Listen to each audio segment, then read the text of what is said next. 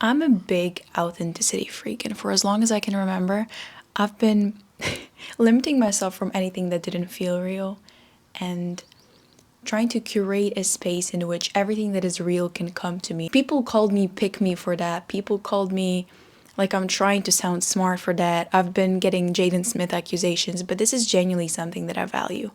And now, let me tell you something before you say it yourself in a few years. Authenticity is becoming the biggest asset, and it is the most valuable thing we can provide right now. Knowledge is so accessible, and it's only going to be more accessible from now on, so it doesn't really have that much value anymore. This video is actually a follow-up to the previous video that I haven't even posted yet, but it's already out when this video is out because I'm gonna post them like one after the other. The video about the starving artist and how you shouldn't be a starving artist. You don't actually want it. I criticize myself so much and like dissect everything that I say and think of all the things that people might say just so I make sure that I truly believe in what I believe in and I stand by that. So I did, and I thought, oh, that might provoke, what I said in that video might provoke some people and might cause some misinterpretation. So let me clarify what I actually mean. So this video is exactly that, because I came to like, yeah, I actually believe in that, and this is what I meant. So yeah, that helped me understand what I'm doing. You know, I feel very blessed that I have this confidence in my heart that whatever I do, by God's grace, for some reason, it is real. And I wouldn't say I'm not tempted, but I wouldn't say it's an effort for me to be genuine. I don't feel like I have to filter out things and say no through discomfort to certain things that I don't believe in. I truly am genuine about pursuing the truth in whatever I do, whether it's people, business, career, art that I like, words that I say, anything. So as I said, I've been obsessed with authenticity and anything that is real, and silently hating on anything that feels slightly off. And because I'm in content creation, plus in fashion industry, it's very common for me to notice things that aren't real or are okay, like they're good, but something is slightly off. Not all the values are like 100% loaded to the authenticity, like the fitness circle of authenticity isn't complete. And I'm like, I see that. Are you doing that on purpose? So I don't like that. And I see it very clearly. Now let's talk about the personal brand space, because that's what the starving artist or whatever entrepreneur, whatever you're starting that's ambitious and new, that's what I was talking about in the previous video. It is a personal brand.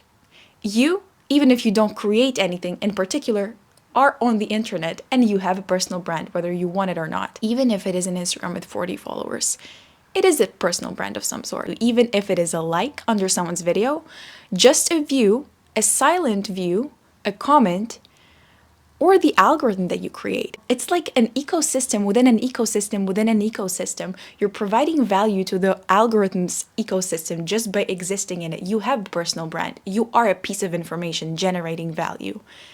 That's getting too deep now. We used to believe that there are three main pillars of content creation or a personal brand.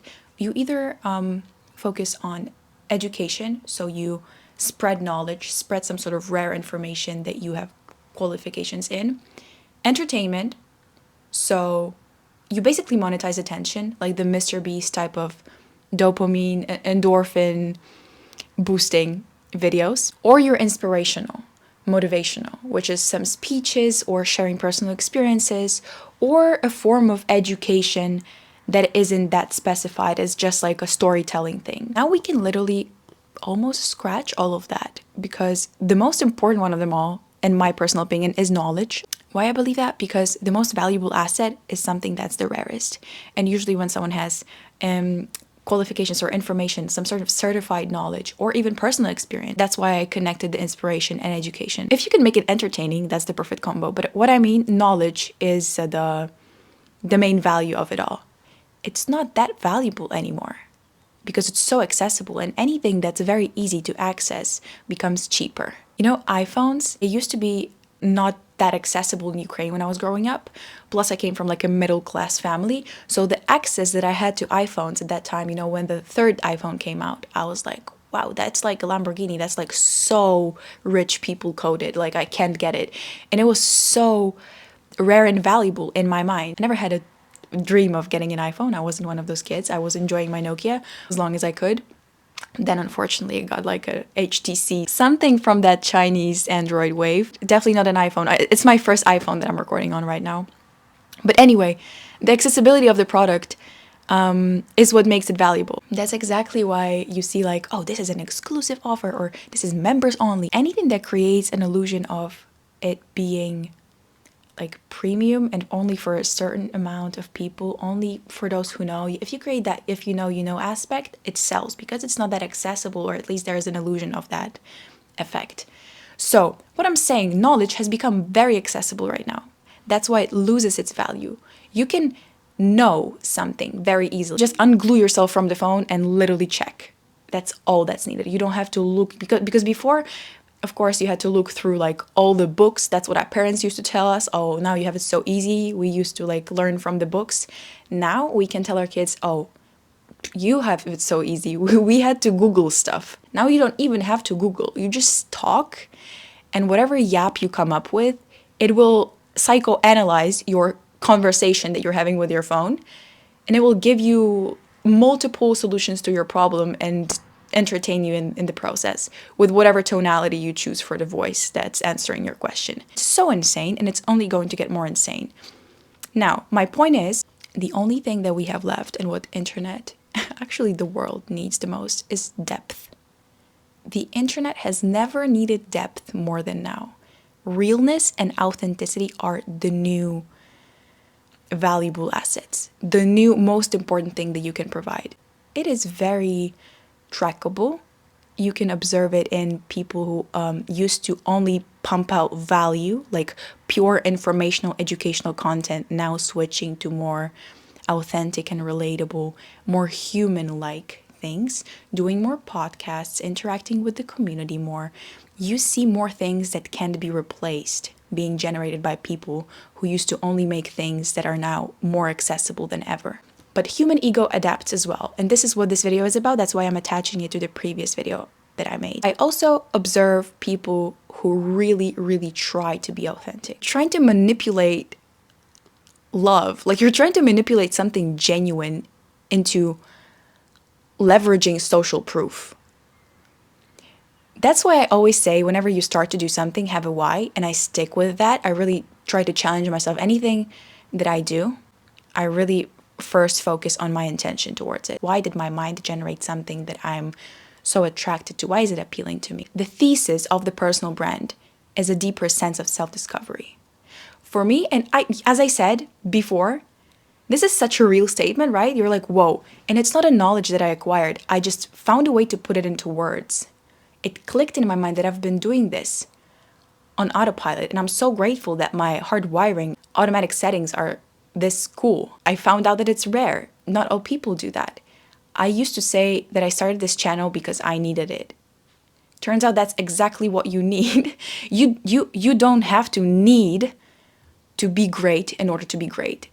It's something that again proves sort of a predestination, or almost proves God's will, while giving you the choice of free will, obviously, because I could just stop and not make these videos, or I could go down the path of like creating entertainment content, or just vlogging, or doing makeup videos, or selling you courses, or have a colorful aesthetic with crystals and all of that. You know, I could do so many things. There's free will, but there is some sort of a divine plan that put me in a position where I create only what I genuinely need. I create value that I truly want to see in the world. Not because I'm like, okay, now I have to sit and create value that I want to see in the world. I created because around 2-3 years ago, I needed an outlet. I could not sit at home and not make these videos. I really, truly needed to express my thoughts in some way. It was through writing. It was through talking to the camera. It was through a lot of talking and a lot of verbalizing what is going on in my mind. And that evolved. That evolved into helping myself and helping other people. That evolved into a lot of self-development. I'm so grateful for it. It's such a beautiful thing. And that is what authenticity is. When you actually don't need something, but you make it because that's your natural hardwiring to do it. Anything that's effortless, anything that is allowed, it's like you ease into it and it still works. It's a beautiful, authentic mechanism. When you can't force authenticity. And my whole point of this huge emotional tantrum and informational, okay, let's be real, it's a pretty cool realization, is that now I feel like maybe not consciously, most people notice that it's cool to be authentic and they're trying to be authentic. And I'm like, hold up, not this one though. You know, it's not triggering me in a way where I feel endangered, where I feel like now, oh my God, now you're gonna take away my my only valuable asset. I'm just disappointed. I'm just truly disappointed. Instead of seeing how you can genuinely focus on becoming the person who will make better decisions and truly make people become, you're still trying to monetize something that's monetizable. That's so sad. That's genuinely so sad. The authenticity, it's going to be like a new authenticity market, I feel like. Because whenever you hear personal brand, influencer, or content creator, a part of your soul dies, doesn't it? You just feel so, oh, one more. Apparently in America, when you say content creator, you instantly think of like an OF girl, which is understandable. Well, here in Europe, or at least like in my circle, whatever I surround myself with, or informational field that I'm in, it's not that common to have an OF, like in general. It's definitely not normal in my head in any case, but I'm just saying it's not that popular. It is here, but if you say content creator, it's still a content creator. It's not a girl who is a content creator. Whenever someone asks me like what I do on the internet, like what is the, I want to say that I have influence, because that's exactly what it is. That's a word being used properly. But I can't force myself to say influencer. It's just so, I'm just genuinely repulsed by the word. It's the same thing with like life coaches. The meaning of a word that describes something authentic and could be used to generate more authenticity through authentic expression is devalued because of how it is used. The word influencer has become something so overly saturated with not authentic influence and only monetizing, leveraging on social proof without any essence of truly doing it for the cause of betterment of yourself, either like it's an egoic thing. It makes it even realer. Like I'm genuinely not doing this for anyone but to understand myself deeper, expressing it and just being grateful that it helps anyone else. Now, what I'm doing is seeing that it helps other people, and because I'm more confident and like structured in where I came with these realizations, I'm like, okay, I don't really have to help myself in these spots of my life, because I got it like through years of talking, exploring, studying, writing, like expressing about it. I got it. I feel like this section of my life is quite clear. I can actually help people, like intentionally talk about it to people. So that's what I'm doing right now. That's my one-on-one sessions that I'm doing right now. You can check that in the link and in the description of the video. You can book a call with me and we can go through anything that you've seen me talk about and you want to learn more about. That authenticity space is now so saturated with, like, you can just see it, and it breaks my heart because I really hope that you can see it too. Because if you can't see it, it means that I'm like the only one who's stuck with this seeing. It's like, you know, when you see that one person and you know that they're evil, but you have no proof. So you just have to observe silently and to just let them show themselves on their own. Like, you're just so patient with it. You're just like, I literally have no proof. We catch eye contact and we both know that we know. And I'm glad that you give me the feedback that you do, because you see me. Like, some people truly genuinely see me for whatever I provide. Like, I somehow highlight in your feed of like all the people with mics. Super grateful for it. There is a concept of soul and persona on the internet. So look at the example of, let's say Mr. Beast, because I was gonna say like Iman Gaji, but let's not specify it just now because some people might not know it. Mr. Beast, everyone knows Mr. Beast, and there might be some controversy around Mr. Beast, like, oh, he might have done something. So there is this instant social questioning, judgment. Not instantly in a bad way, but there is this, okay, what do we do with this information? Where do we put him in our box? You know, where in our mind do we put him now? Is he a bad person? But first, it generates an emotion.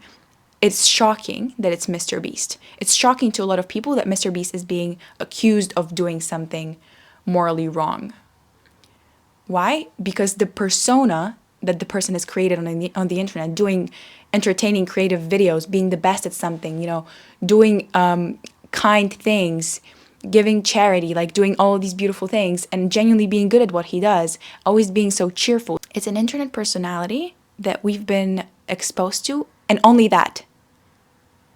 And so we're judging off of that. We're putting Mr. Beast in the category, like, according to what he did, using that information that we had. Because we've never been exposed to the actual personality. And being able to differentiate when you're watching something, whether someone is exposing their soul or their persona to you, is very important.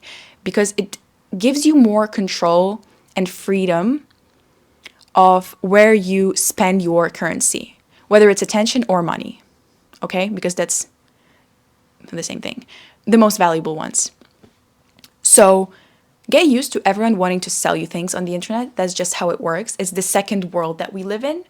It's time traveling. It's a portal into more spaces, like different locations, whether in your mind or physically. So yeah, get used to that. Just be very careful who you listen to, who you get attached to, and who you get your information from, just so you're able to have this filter that's more tuned to realness. And I'm not saying Mr. Beast is fake. I'm just saying he has never showed you his soul. You wouldn't be so shocked that Mr. Beast got accused of something because you never viewed him as a good person. You don't know this person. You only know Mr. Beast as a persona on the internet. So the actual soul of a person, Jimmy, who creates videos, has never been exposed to you. Why would you be shocked of something that happened or allegedly happened? You never knew this person. So, just be very careful of that. That's what I wanted to say. It's a cool intuitive muscle that you can train. I really hope that more people can do that. I feel like the more you just silently observe without judgment and refer that back to yourself, it's just like in real life with people. Everything is a reflection of yourself. Whatever triggers you on the internet, whatever triggers you in real life and other people is exactly what you need to explore deeper within yourself. As I said, thesis of personal brand is deeper self-discovery. So thesis of observing other people's personal brands or just in real life personalities is deeper personal discovery. Simple as that. Just don't judge and fine tune this muscle of knowing what's real and what's not. Be selective of who you surround yourself with in real life just as much as on the internet. That's how you find people who align with your values. That's the thing that we want the most. That's the craving that we all have, this deeper understanding and love and genuine values. You have to become the person you want to be surrounded with. You have to do those things and say those things. And you can't keep doing that when you watch people who try to be relatable, who are only entertaining while trying to seem authentic and connect and relate to you in some way. I'm starting to judge. Filter out the value that you see that people provide to you. And because the previous video was sort of like advice to people who are trying to make something, like the creators, the entrepreneurs, the starving artists, the personal brand that you're creating needs to have a why. And keep that why in your mind all of the time. It should never become anything less real than what you started with. Never go down the spiral of importance of that realness. Just keep it at the same level or even keep improving the authenticity because it's genuinely the most valuable thing that we now have.